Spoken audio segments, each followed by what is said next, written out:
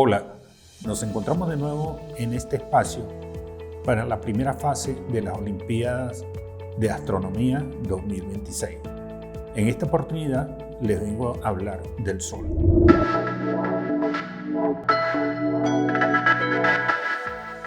Bueno, vamos a hablar de ese astro conocido por todos, a ese que llamamos Sol, ese que vemos todos los días. El Sol es apenas una de las 200.000 millones de estrellas que existen en la Vía Láctea, que es la galaxia donde nosotros habitamos. Se encuentra situado en el llamado Brazo de Orión a unos 26.000 años luz de su centro. Pero a pesar de que es una estrella común, para nosotros resulta ser extremadamente importante. Es tal vez el astro más importante. El Sol es básicamente la fuente de energía que nosotros tenemos aquí en la Tierra. Digamos que el 99% más o menos de la energía que se consume en la Tierra proviene del Sol, de manera directa o indirecta. Aquí le pongo en esta lámina algunos ejemplos de cómo se consume esa energía. Primero que todo, estamos viendo una planta y hablamos ahí de la fotosíntesis. ¿Por qué la fotosíntesis? Porque las plantas de alguna manera absorben la luz, absorben la radiación solar y la transforman básicamente en energía. Esa energía que queda almacenada en la planta y que se consume a través de la cadena alimenticia todos los animales. Es lo que nos mantiene vivos en cualquiera de los casos. Cuando hablamos de energía fósil, eso es petróleo, gas, carbón, que sea, estamos hablando de energía que se quedó atrapada en esas plantas, en esos seres vivos y que de alguna manera debajo tierra se mantuvieron por millones y millones de años y ahora nosotros los estamos extrayendo. Pero tal vez una de las formas más directas de obtener energía, o sea, de manipular, si se quiere, la energía del Sol, es a través de lo que se conoce como energía fotovoltaica, a través de celdas fotovoltaicas que toman la energía casi directa, si se quiere, del Sol y la transforman en electricidad. La energía hidráulica. Nos dice, bueno, ¿cómo la energía hidráulica la pudiésemos comparar con la energía que proviene del Sol? En última instancia, cuando nosotros hablamos de energía hidráulica, hablamos de caídas de agua. Si se quiere, son como cataratas artificiales, donde se ha represado el agua en una parte alta, pero para que esa energía llegue allá, esa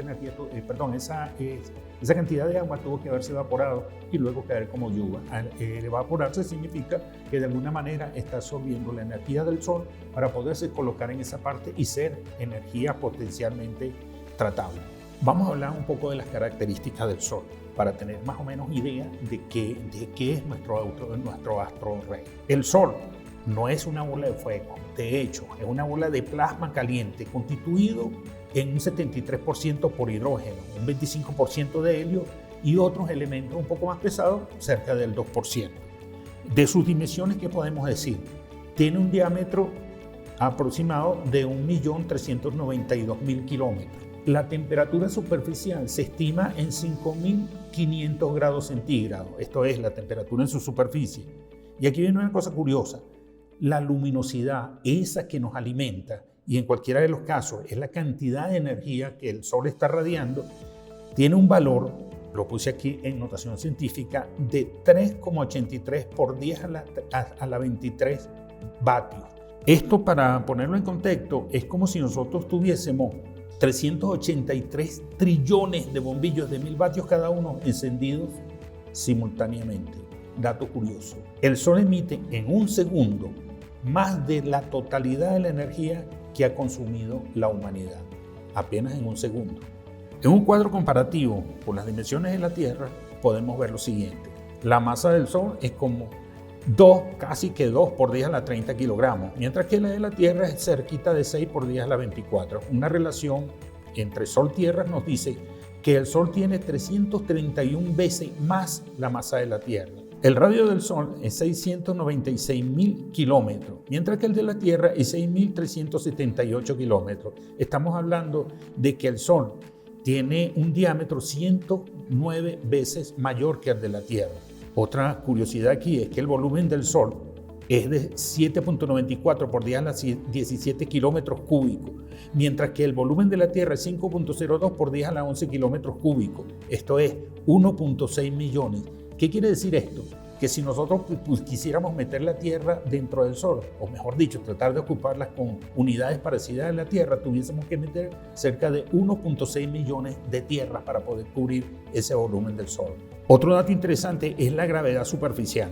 En el Sol, la gravedad superficial, medida como la aceleración de gravedad, es 274 metros sobre segundo al cuadrado, mientras que en la Tierra es 9,80 metros sobre segundo al cuadrado. Esto nos está diciendo que un objeto que en la Tierra pesase algo así como 50 kilogramos, en el Sol, en la superficie del Sol, terminaría pesando unas cuantas toneladas. De hecho, la gravedad del Sol es 28 veces mayor que la gravedad de la Tierra. Y aquí se viene un dato clarísimo, interesante, es la densidad. La densidad del Sol es 1.42 gramos sobre centímetros cúbicos. 1.42 gramos sobre centímetro cúbico. La densidad del agua, recuerden que es algo así como 1 gramo sobre centímetro cúbico.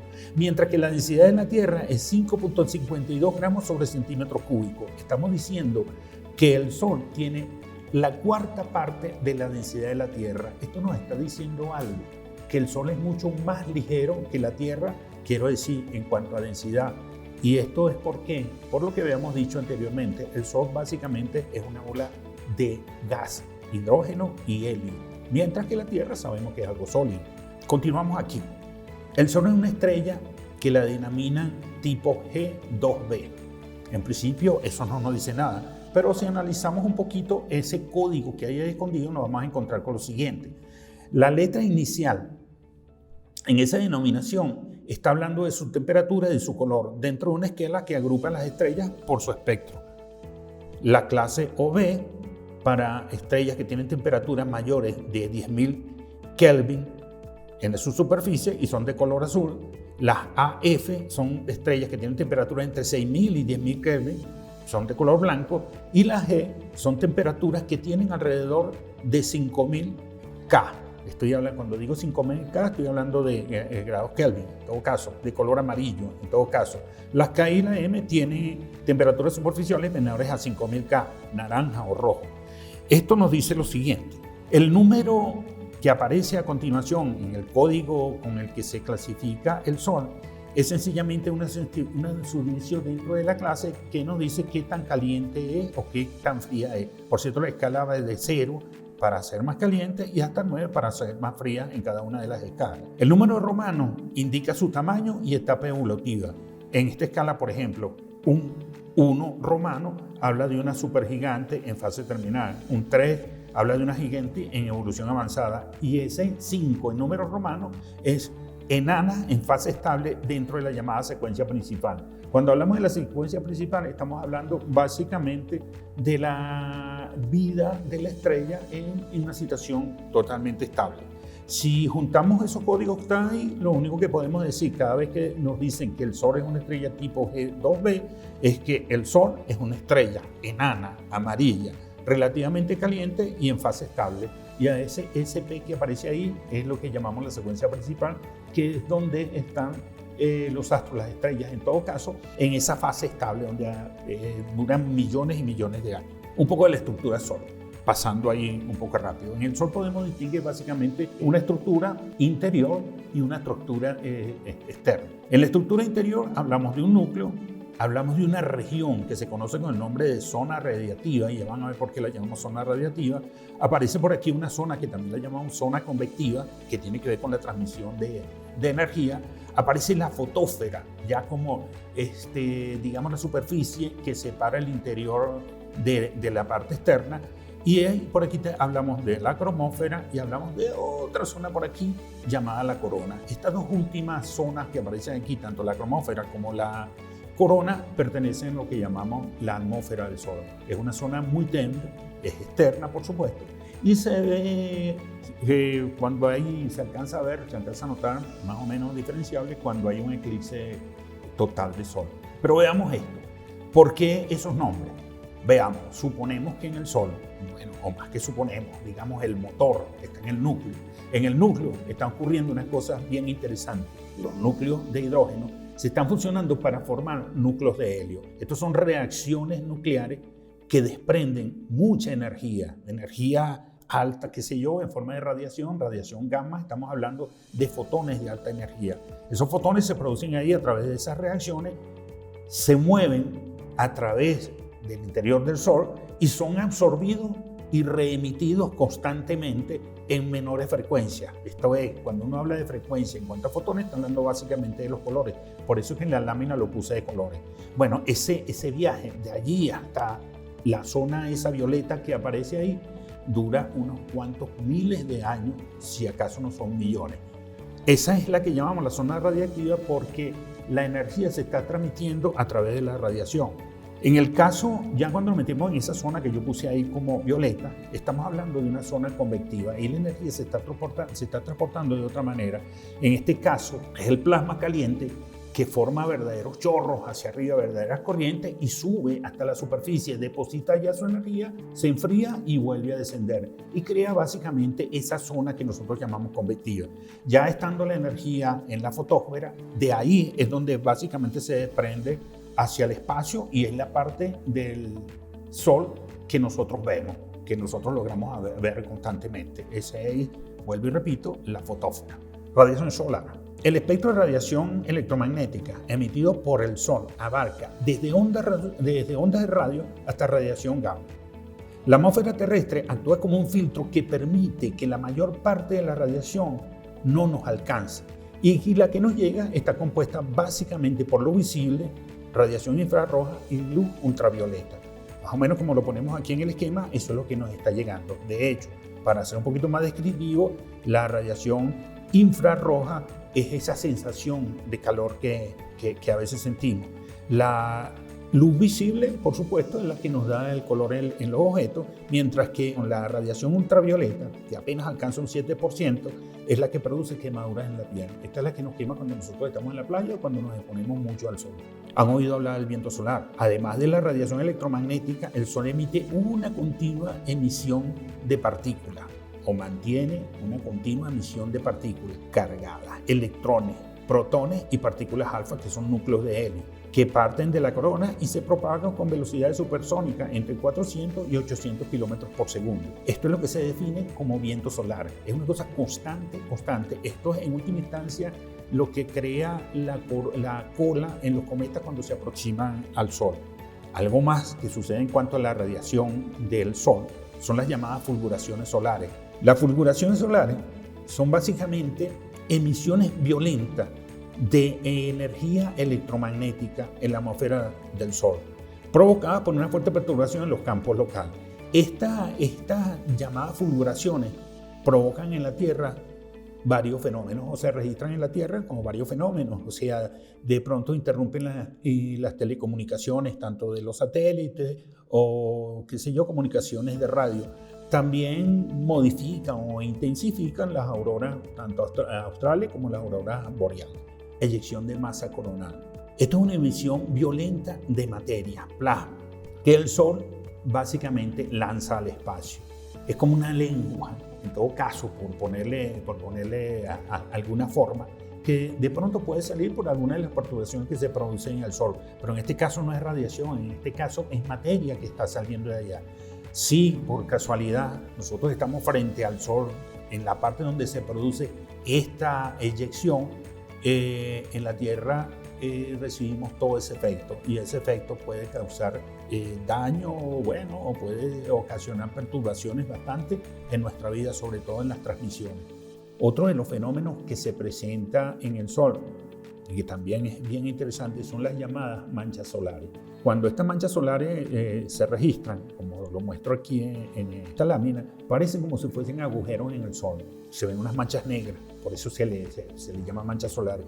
Realmente no son huecos que aparecen en el Sol, sino son regiones en la superficie del Sol que por efectos de los campos magnéticos disminuyen su temperatura y esto hace que se vean un poco más oscuras que lo que está a su alrededor.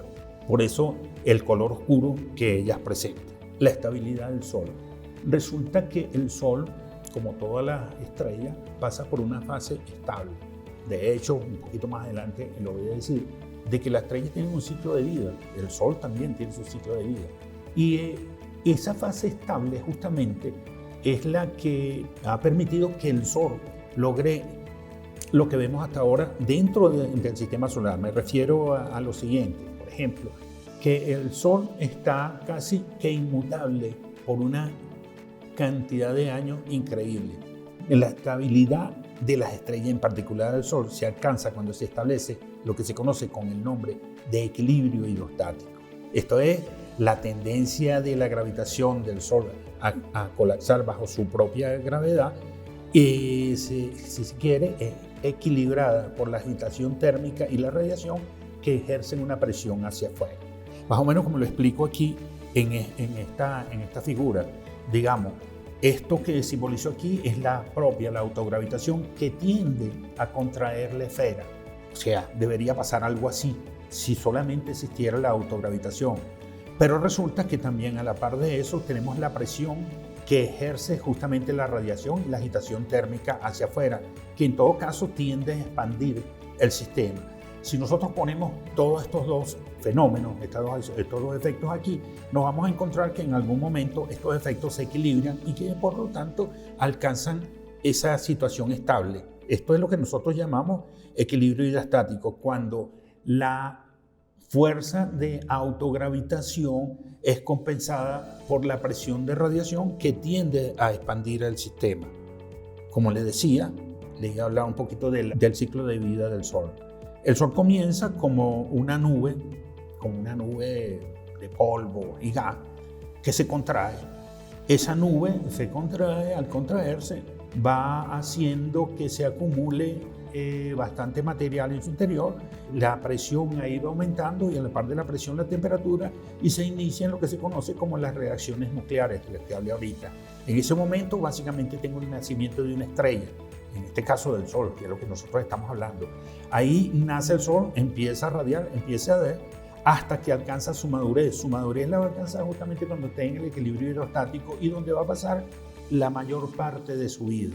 Luego que se agote el hidrógeno, que es el con que se está provocando las reacciones nucleares, va a suceder algo bien interesante. Las reacciones se van ahora a fijar en el tipo de reacción nuclear en la superficie del núcleo, y esto va a provocar que las capas externas comiencen a hincharse, de tal manera que el Sol y este tipo de estrella va a alcanzar una fase que se conoce con el nombre de gigante roja. Se va a poner tan grande que posiblemente sus límites lleguen más allá de la Tierra. Qué sé yo, se va a tragar la Tierra, tal vez a algunos otros planetas, pero sucede lo siguiente. Bueno, va a terminar lanzando esas capas al espacio, pero va a quedar un núcleo contrayéndose. Ese núcleo contrayéndose ahora no tiene radiación ahí que lo detenga, sino que se va a estabilizar, en el caso del Sol, por un fenómeno cuántico, un fenómeno cuántico que tiene que ver con un comportamiento de los electrones. Básicamente lo que tenemos ahí son electrones. Ese núcleo alcanza de hecho un equilibrio cuando un fenómeno cuántico que se conoce como presión de radiación es capaz de detener la gravedad o la autogravedad que tendía a colapsar ese señor. En este caso se alcanza la figura de una enana blanca, que es justamente de donde va a terminar el Sol. Se trata de un sistema estable que se irá enfriando poco a poco, y en esa forma de enana blanca pasará millones de años. Para que tengan una idea de lo que es una enana blanca, imagínense una estrella del tamaño de la Tierra, pero con la masa del Sol. Estamos hablando de una cosa que tiene una densidad extremadamente grande. Por cierto, vale la pena aquí decir que es apenas uno de los cadáveres de estrellas. Las estrellas, además de tener un ciclo de vida, como lo dije aquí en este caso, expulsan material hacia el espacio, como en el caso de las nebulosas planetarias, pero pueden terminar en un final muy violento, como una supernova, y en ese caso, ese estallido sigue regando material hacia el espacio, que va a ser material para que se formen nuevas estrellas, pero lo que queda en el interior puede conducir o bien a una estrella de neutrones, que sería algo así como una estrella del tamaño de un estadio, por decirlo de esa manera, pero con la masa del Sol. Imagínense lo concentrado que es esto. Y lo más espectacular, que si la masa todavía es más grande y si no se logra detener el colapso, ocurre lo que llamamos un agujero negro. Y con esto finalizamos esta clase. Y como lo dije en el video pasado, Aquí tienen mi correo electrónico para cualquier comunicación y les podemos dar explicación al respecto. Bueno, espero que esta clase les haya servido, que haya sido de provecho y nos vemos en la próxima oportunidad.